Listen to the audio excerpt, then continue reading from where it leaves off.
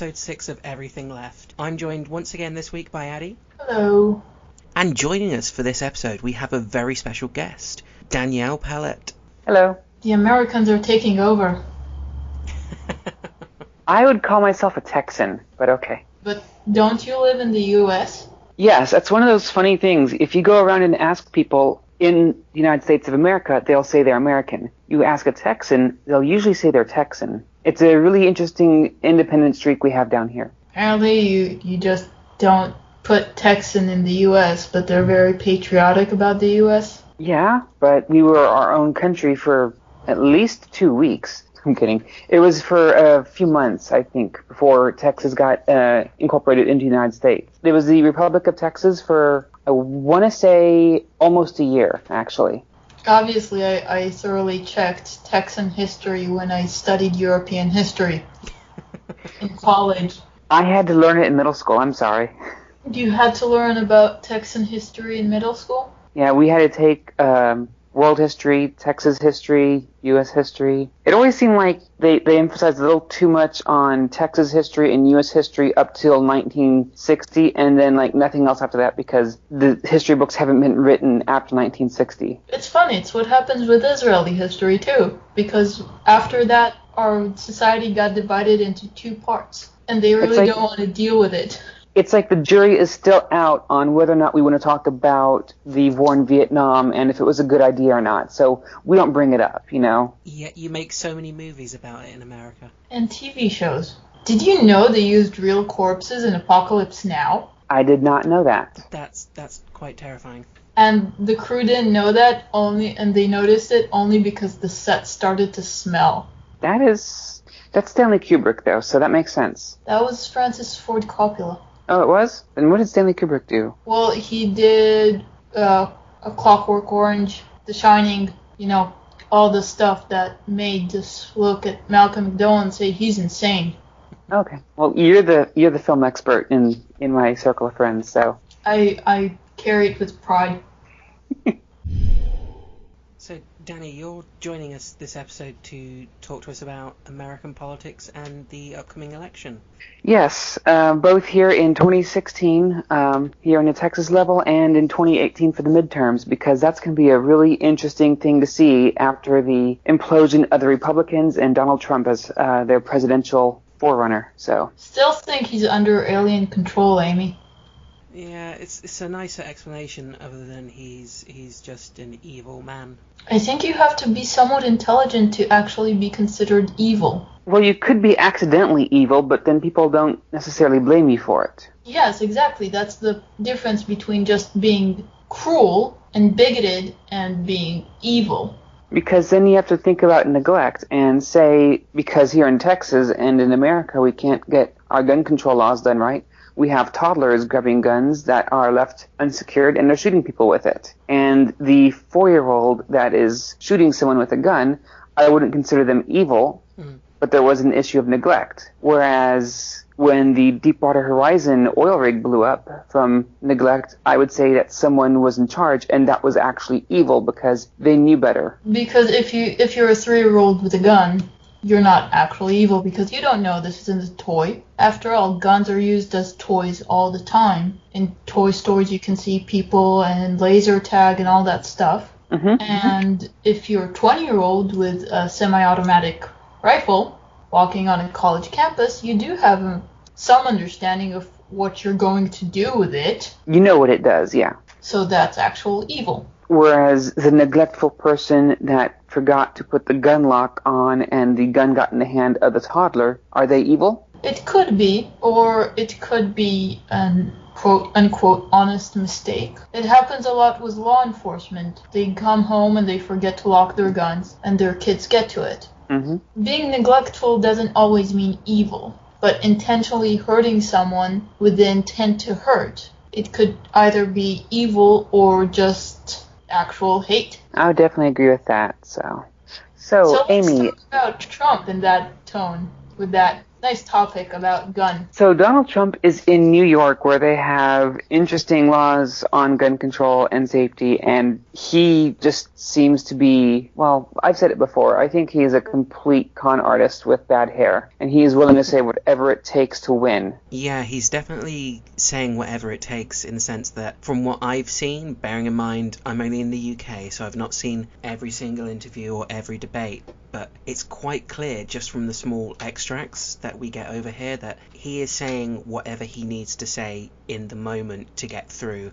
that particular interview or that debate. He'll turn around and he'll contradict himself, and he'll go against things that he has said before, and it's purely because it's just like you said, he's saying whatever it takes to win there and then. He's definitely not got a bigger picture in mind. He's just trying to get through that particular moment. Oh yeah. That's definitely the key thing that makes all con artists work really well, is they can read a crowd, they can see what they like, and then just go with it. Mm-hmm. Then 5 minutes later, he's going to have to contradict himself. So this is like watching the movie Memento and Rewind. At some point, you just wonder how he fucked up so bad. Well, the thing with Trump is that he knew exactly what he was doing. He's not stupid. He might be foolish, but from what I've been studying, it seems like he is getting the groundwork ready for Trump TV, because his big payout wasn't to win, but instead to get enough attention and to have enough support so that he could have his own little version of Fox News. And is of course Fox we have News his own version of Fox News?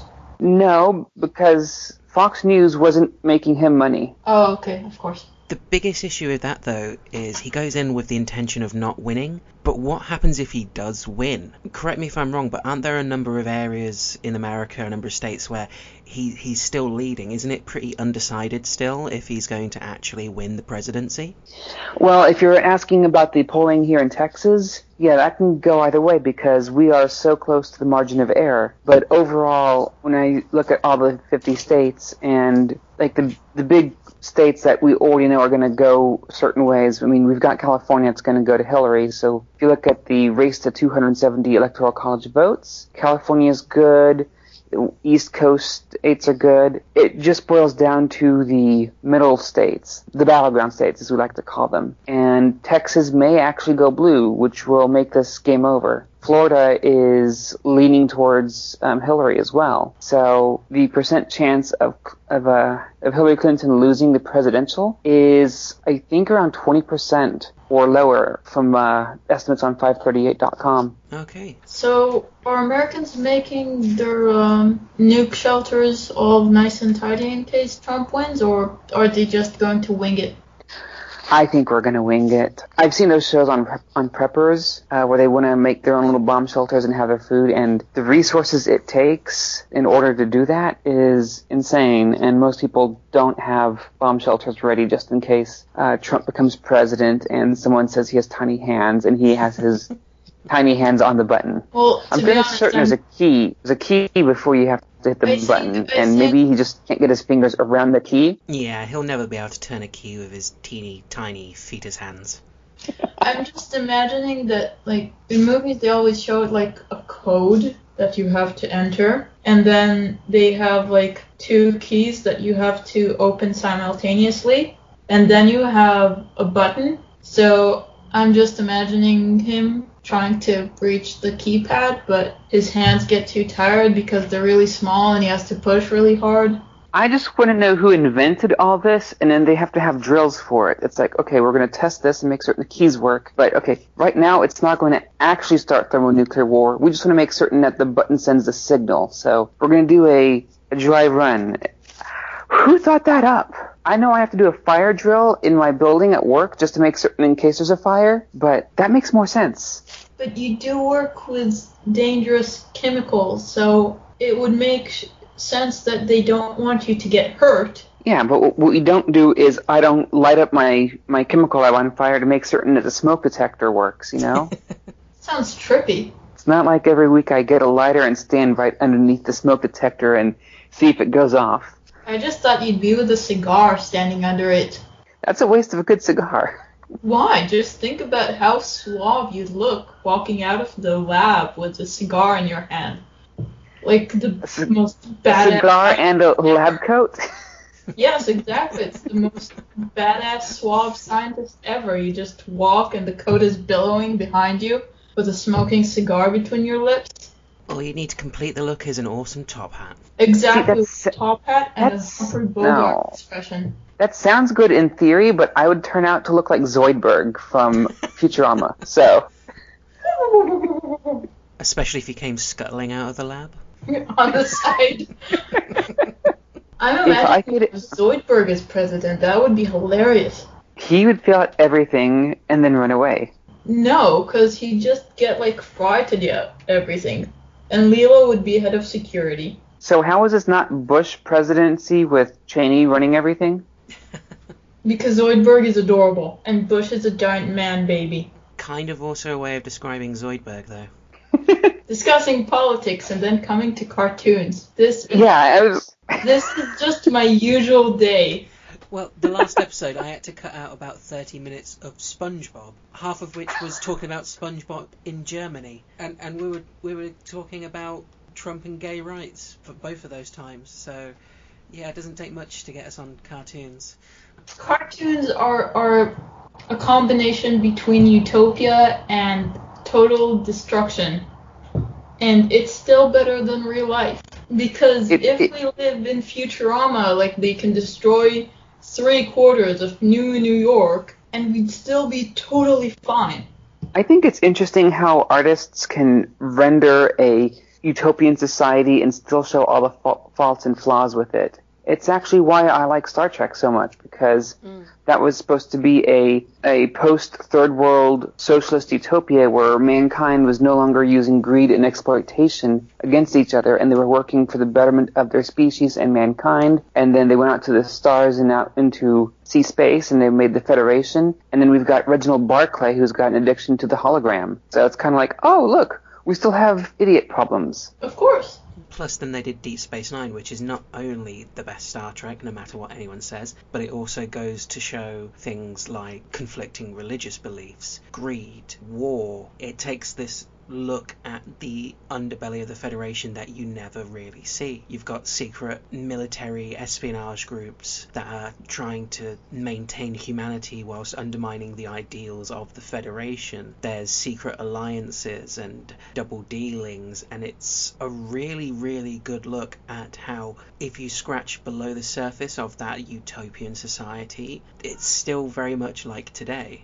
You know, there's been a rumor that Deep Space Nine was a put-together thing because Babylon 5 came out, and they could not get Babylon 5 to work in the Star Trek universe, and Star Trek wanted to do something like Babylon 5, so they put that together. And if you compare the two different series, Babylon 5 is so much better because it does not pay any credence towards we are trying to be a socialist utopia. It's like, we still have capitalism, we still have social ills, we still have addiction, we still have a underclass, we still have income inequality, and we went out to the stars, and we're apparently the bad guys because we misinterpreted something in a cultural way. Yes, I definitely recommend Babylon 5 as a show people should watch.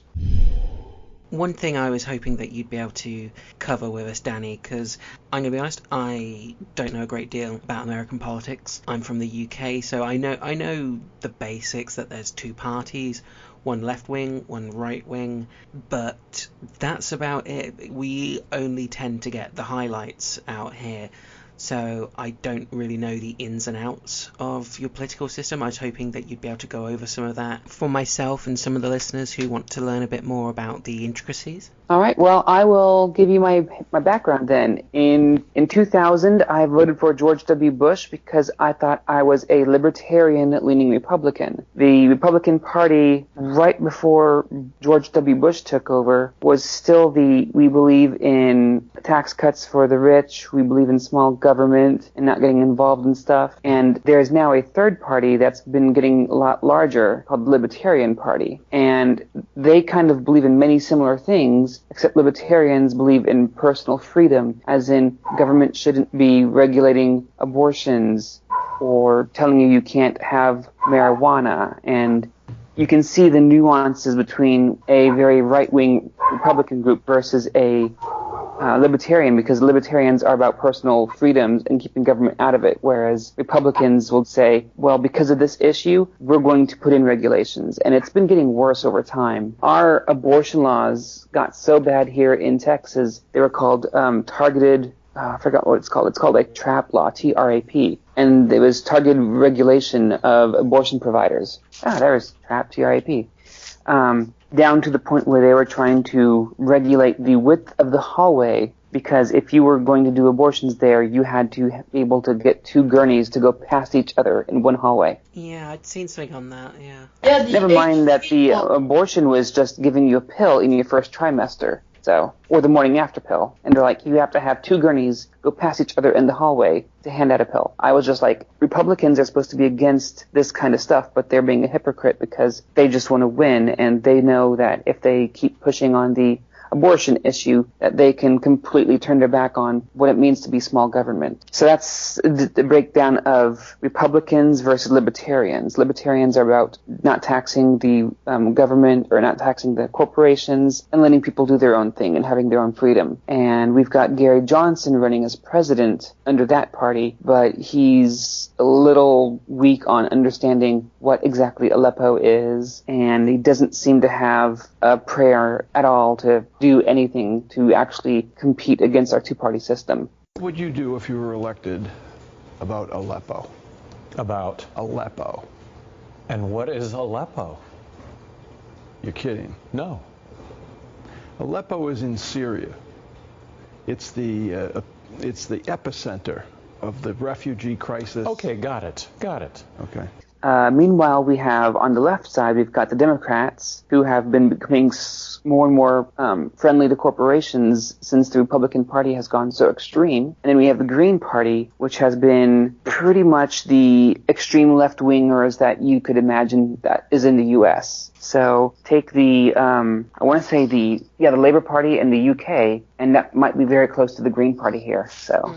I have a question about the third party. Mm-hmm. You guys have option for a third candidate, which usually isn't something that people give much thought to, but because of the whole Bernie and Hillary thing, it kind of just popped up more and more. But you guys have more than another candidate who's running as a third party, which I don't understand, because if you do vote for one of the others, how do you do it? Or do you just vote for a third party and hope for the best, or what's going on with that? Well, the situation with the third party and third or fourth or whatever parties, it's just that there's two that are predominantly in U.S. politics. And if you want to run for office, you can either run as a Republican or as a Democrat because they're the established parties and there is paperwork you do. I'm actually running for office in 2018 as a Democrat.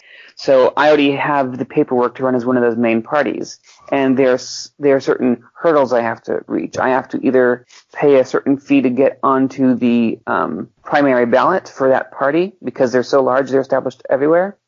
Or I will have to do something else through the local government in order to prove I'm running with this third party. And it's a lower threshold, but I don't go through that primary process. I only go on a straight ballot at the general election. And the issue there is because there's such an established two-party system here, that the third party, as an independent, as a libertarian, as a green, as a constitutionalist, they have every right to run, but because there is such a lower amount of attention to it and funding, that the voters usually don't turn out for them. So, and then in California, where we have all the crazy things going on, there's something called the American Independent Party.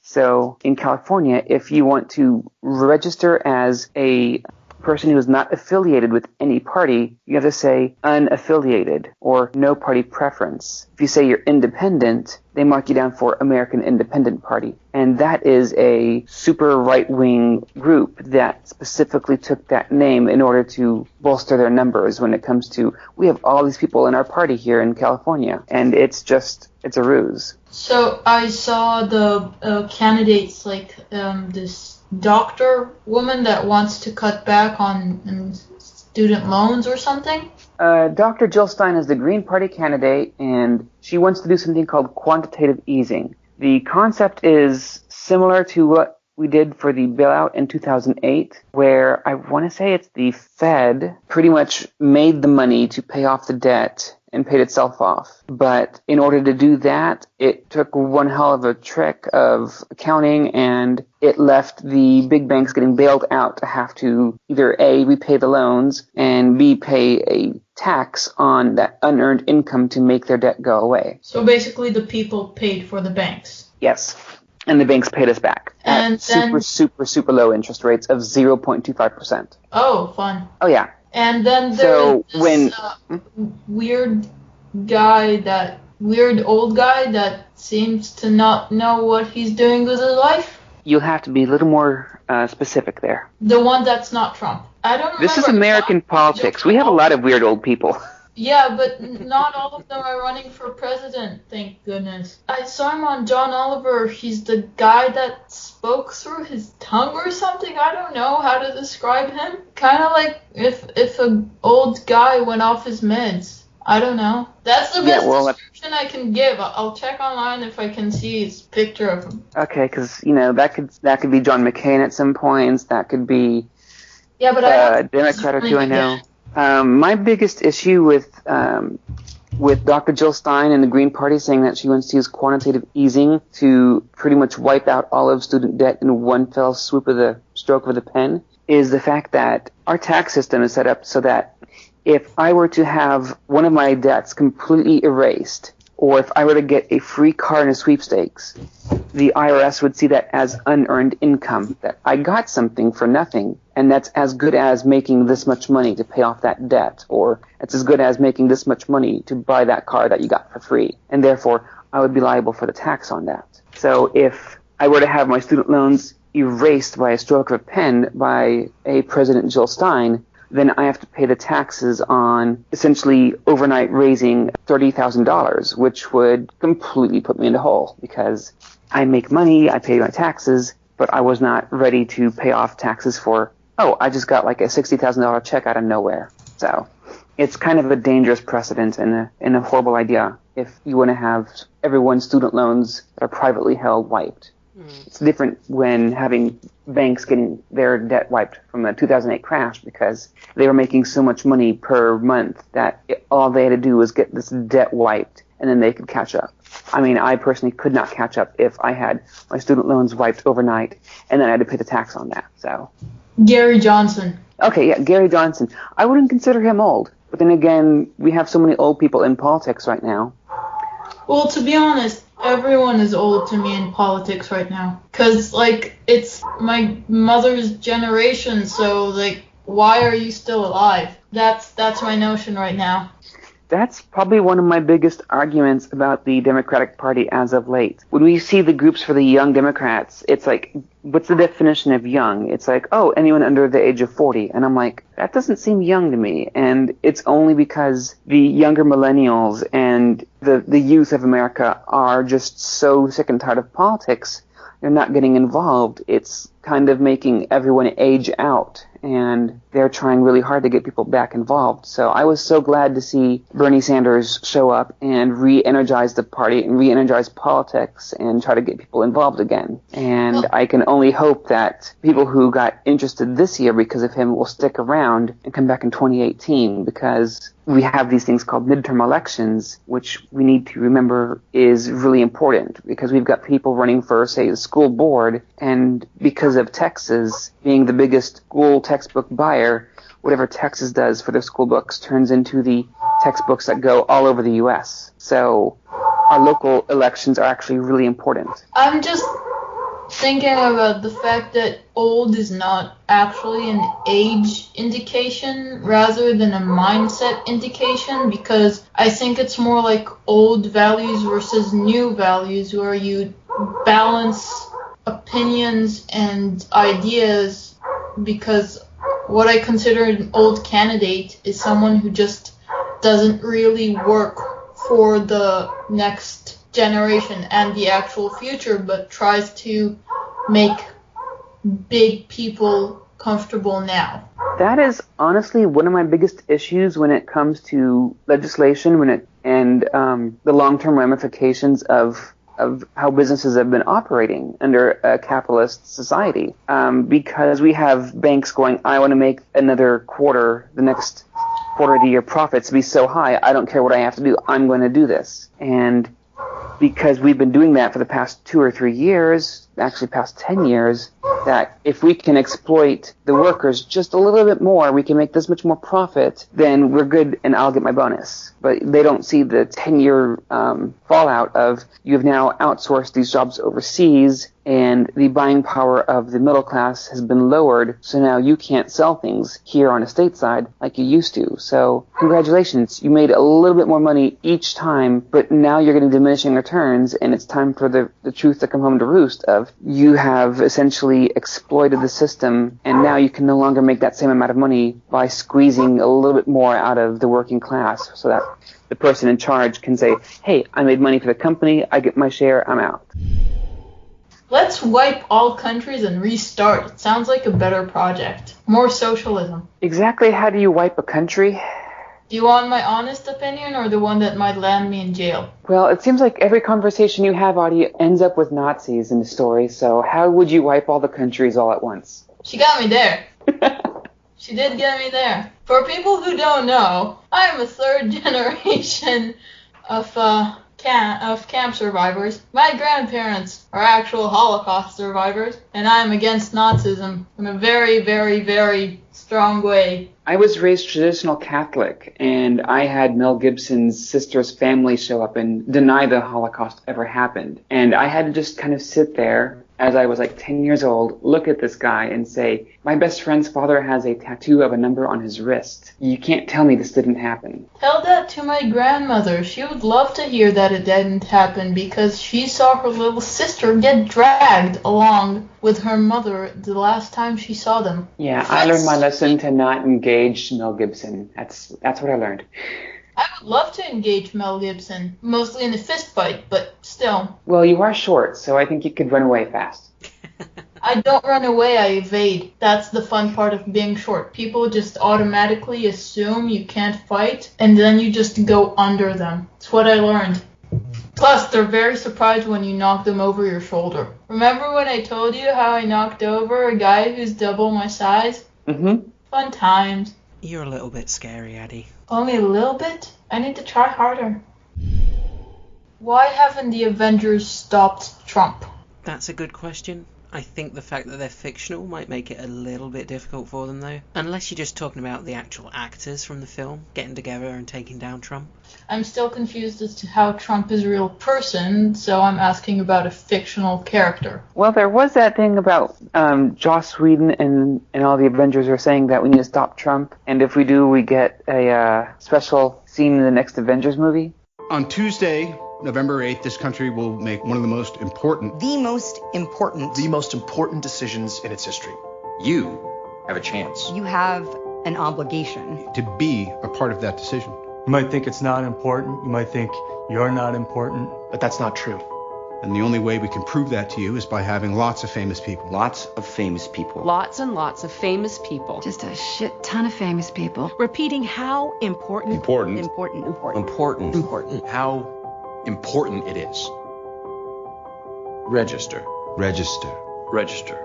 Vote. There's so many famous people. Some of us aren't as famous, but still pretty famous. Like, you've seen us somewhere. Sometimes a not famous person will be mixed in with the famous ones. They drive the message home because of their unpolished sincerity. Their unpolished sincerity. But you only get this many famous people together if the issue's one that truly matters to all of us. A disease or ecological crisis or a racist, abusive coward who could permanently damage the fabric of our society. Do the math. Do we really want to give nuclear weapons to a man whose signature move is firing? Firing things? But we can end this nightmare before it begins. We can save the day. For our children. For our children. For our children. For our communities. For our communities. For our communities. For America. For America. For America. All it takes is all of us. All of us. All of us. We cannot pretend both sides are equally unfavorable. vote. We can't say one vote doesn't matter. Your vote matters. Your vote matters. It affects everything. Not just the presidency, but the Senate, The House. Your local officials. Immigration. Immigrant. Student debt. Common sense gun laws. The Supreme Court. See, this isn't just an election, it's a tipping point. For the country. For the world. for your world. If you don't know how or where to register, go to SaveTheDay.vote. SaveTheDay.vote. Make yourself heard. Tell the world that you care about what happens to it. And if you do vote And help protect this country from fear and ignorance. Mark will do a nude scene in his next movie? Mark Ruffalo. Mark Ruffalo? Mark Ruffalo will do a nude scene in his next movie. Wait, what? Mark will do a nude scene. Mark's gonna have his dick out. Full Monty. Full Marky. No. Go to SaveTheDay.vote. When nobody talked about.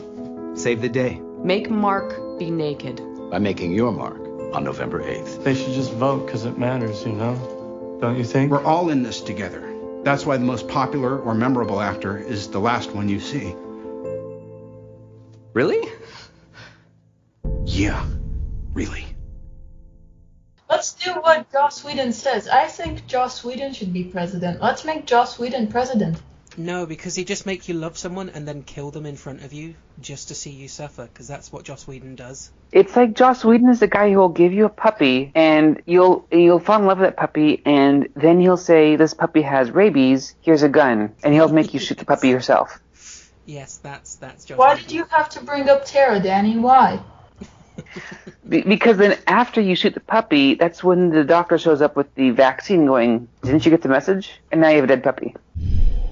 So did you have any other questions about politics here in the U.S. or what we are trying to do in the future? Because there's these different organizations in 2018. Bernie Sanders has this thing called Our Revolution. Some of his former staffers did the same thing but came out before him a little bit with something called Brand New Congress. And the Democratic Party is trying to keep a hold on all these things with something called the Victory Leadership Council. I want to know why you guys don't have medicine, like actual free medical help. Because capitalism, and because there's an insurance agent that wants to make money between you and your doctor.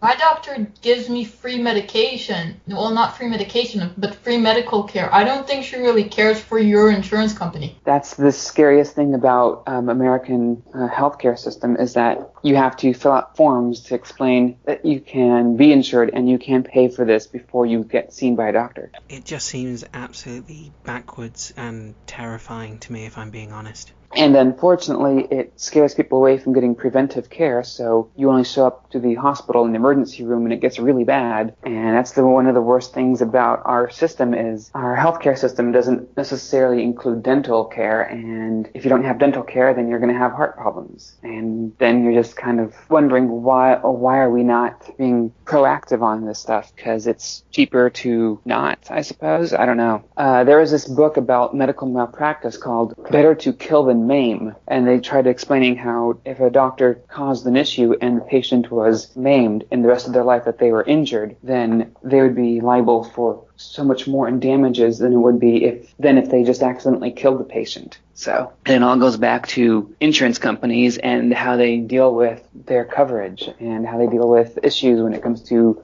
malpractice. And it's just like, perhaps this is a system that shouldn't be running for profit. Because before we had the Affordable Care Act here in the U.S., we were having newborn babies declined for medical coverage and insurance for a pre-existing condition. It's like you're trying to prove your dystopian future. Oh, yeah. All the YA writers are just like, we don't even have to make shit up about this country. We just look at them. What happens if you're in labor and you can't pay? What actually happens? Because they can't... I'm fairly certain the baby still comes out. Well, yes, because, biology still works that way and you can't shove it back inside. That could be terrifying and, Republicans would be against it because it means that it's still a fetus and they have to care. But there are actual programs that are out here for Medicare and Medicaid for those who may not be able to afford it, but more than likely they will help you out, then they will stick you with a bill, and then they'll send debt collectors after you for the rest of your life. If I ever need medical help while in the US, I'm crossing over to Canada. Oh wait, I have insurance because I'm not part of this weird country. One of the things that I've noticed through friends of mine on the internet who actually live in America is that a lot of people wanted Bernie running in the election. And since now that the actual presidential race is down to Hillary and Trump, a lot of the people who were supporting Bernie have turned around and said, well, Clinton's not the candidate I wanted. She's not as good as Bernie. There's all these different reasons why we don't support her. We don't like this, we don't like that. So I would rather not vote than vote for her. Is this something that you have come across yourself? Well, I was actually a delegate for Bernie Sanders on the Texas Democratic Convention and at the national one in Philly. So yes, I've seen a lot of people say that, if I'm not going to have Bernie, then I'm not going to vote for Hillary. And I can't do that only because, because I have seen the issues and I was pushing for Bernie's ideas onto the platform. I was working with Lena, who was a Bernie platform person in Philadelphia. So I was doing everything I could to make certain that if Bernie didn't win, that at least his ideas did. And they got onto the platform, and I'm still going to push for those. And because of the unfortunate two-party system we have, and the alternative is Trump, and the way that the Republican Party has gone after minorities, how they say back the blue rather than Black Lives Matter. And I've seen the laws they're trying to pass to say that they back the blue, and I just have to ask, why are you not allowing police body cameras? As there's like this issue of, empathy for a minority versus you must obey the person in charge, and if something bad happens to you, well, it's your fault for not acquiescing to the person who was given authority, even though they may be abusing it. I was actually at the Philadelphia convention with all the trans people there, and it was our first ever transgender caucus, and it was amazing to see at the Democratic National Convention we had more transgender delegates there than the Republican National Convention had people of color as delegates. And if you know the breakdown statistics of minorities, there are a lot more people of color in the U.S. than there are trans people. So outreach is really horrible on the Republican side, and they were doubling down on the wanting to undo marriage equality. And there was a open lesbian on the platform committee for the Republican Party, and she was pleading, don't do this. So when I look at the parties and I see their ideology, and I see that the Democrats are allowing and letting us push to be more inclusive and accepting, and I see the Republicans are ignoring someone who is in the LGBT community pointedly explain, do not overturn marriage equality because there are rights afforded to it and it will never pass. And I don't know, it's like we're supposed to be stronger together, and I'm thinking e pluribus unum out of many one. We're supposed to be a better country because we are bringing our different parts together, but the Republican Party is not doing that. And that's why, okay, Bernie lost. His ideas won, and I'm going to side with Bernie's ideas. You mentioned before we started recording about Bernie's new project, Our Revolution. Could you speak a little more about that for us? So Bernie Sanders was putting together something called Our Revolution, which was to essentially inspire the people who wanted him to win and say, all right, I can't do this alone, and we need to get people involved back in politics. We need to get more people to not just say, oh, I'll vote every 4 years, because we have midterm elections, we have lower level elections. A friend of mine, Julie Nitsch, is running for the Austin Community College seat in the Board of Governors, and actually she's been endorsed by Our Revolution now.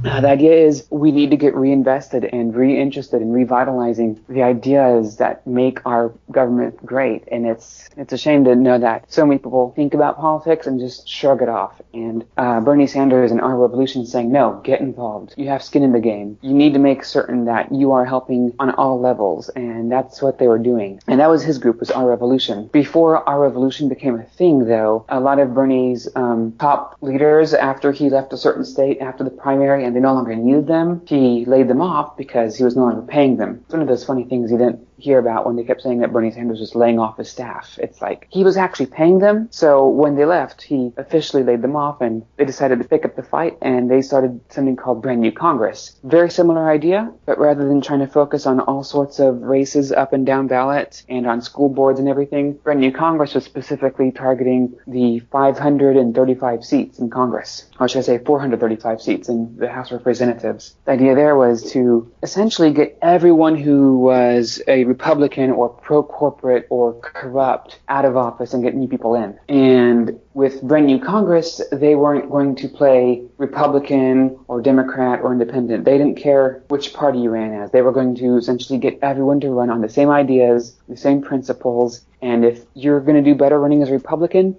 on these issues, go for it. If you can do better as an independent here, go for it. Like, the thing I loved about Brand New Congress was that they weren't running this like a political party. They were running it like a political insurgency. And that was just, it blew my mind when they said that. In some districts, you can't get elected if you don't have a R after your name. So you will run and put an R after your name. Even though you'll be running like pretty much Bernie Sanders' agenda. I was just like, this is insane, but it might just work. And those are like the two big ones that came out of the Bernie Sanders movement. Finally, there's one called the, here in Texas, it's called the Texas Victory Leadership Council. There you go. It's a weird acronym. I can't remember it, but I'm actually a part of it now here in Texas because it's the same idea, but the Democratic Party wants to try to keep them all in with the Democratic Party and say, hey, we want to work with you. We want to keep this thing going. So let's all work together to work for 2016 to win and move on to 2018. So there's all these different groups that are now forming up because there's more interest and there's more people who are all wanting to be part of the politics here. And it's a wonderful thing because we need people to be energized. We need to have new ideas coming to the table. We need more people running for office. One of the reasons why I wanted to run for office myself was because I kept going to the different elections on election day or on the primary day, and my option was I can vote for the Republican or no one else. Like, there was the slot there. Vote for one candidate, and there's only one person there. Or it'd be Republican versus a Libertarian. Or it'd be a Green Party versus a Republican. And I'm just like, there's supposed to be at least two main parties, and then there's the Libertarians and Green Party. So I had like at least 4 choices. And a lot of these races, it was, I'm running unopposed. And I kept thinking, someone should do something about that. Because we've got this like complete douche nozzle running unopposed, and they're gonna have no reason to change what they're doing, and they're gonna continue being a douche nozzle. So I finally got tired of thinking someone should do something about that, and I decided I was going to run against Pete Sessions because this was the last time I was going to see that Republican guy who said that the Orlando shooting wasn't a gay bar run unopposed by the Democratic Party. Like, this is 2016, a presidential year. This is the best chance Democrats have to take out Republicans. And now with Trump as presidential frontrunner, this was the best chance for Democrats to take out Republicans that were in long-held seats. And Pete Sessions was running unopposed in 2016, and I was just like, oh my goodness. He's up against a Libertarian and a Green Party, so he's going to win re-election, and I cannot believe this. Well, it seems like we've got the governor and lieutenant governor here in Texas trying to distract us from their ongoing cases of fraud by making this divisive wedge issue about we need to protect our women and girls from men in wigs in our bathrooms. It's ridiculous, and I cannot believe that so many people are either falling for it or just, saying, well, we need to hear both sides of the story. And it's like, there's no both sides if you're just going to point at someone who looks different and says that I must obviously be a sexual predator. There's no he said, she said there. It's you made a completely outrageous accusation and I'm supposed to say I apologize for existing? No, it's absolutely horrible. And I cannot believe that, 20 years ago, we were having this discussion on we can't let gay people teach our children because you know how they are. And now we're having the same conversation. They're just having to change the scapegoat to, well, we can't let transgender people use a bathroom because you know how they are. Only now they're saying, well, it's not necessarily the transgender people, it's the actual predators, but we don't know how to differentiate them. Because obviously that's how predators try and enter bathrooms. They undergo some sort of treatment and they work really hard to change their information and they make people change their pronouns and months of therapy, yeah, all these things that people go through just to molest little kids. That makes no sense, only because, I don't know, if I really want to point out the most likely person to molest children, I would point out the pastor of a church, because apparently here in Texas and in the South, the one profession I keep seeing in the news over and over getting in trouble for child molestation are religious leaders. Well, statistically speaking, the odds are that a person who gets touched sexually or molested is by someone who knows them. So it could either be a family member or a friend of the family or even someone who he views as a leader. So yes, a pastor can actually do that to an astonishing amount of kids and get away with it because pastors are holier than thou. Obviously, they cannot sin and blah, blah, blah. You know my views on pastors. I view Pastors or bastards? Bastards, sorry. Bastards, they are bastards. Amy, we know the name of the episode. I actually think that the idea that people are, it doesn't even make sense. That's the annoying part. They just try and find someone to put on the stake and burn them for something that just does not at all fit conceptual and social logic. But obviously, as I've stated time and time again, humans do not follow logic despite what they want to believe about themselves. People get afraid and then they want to do something in order to feel less afraid. And that's why we allowed Bush to invade Iraq, because they were coming for our freedoms. And they were obviously weapons of mass destruction, right? Except they weren't. And it was a complete farce. And, you know, invading Iraq did not make us safer. So perhaps we need to stop being afraid of so many things and start thinking for ourselves and start living free of fear, because Winston Churchill had it right. But you're asking for people to be too logical, thinking for themselves, not fearing what's going on,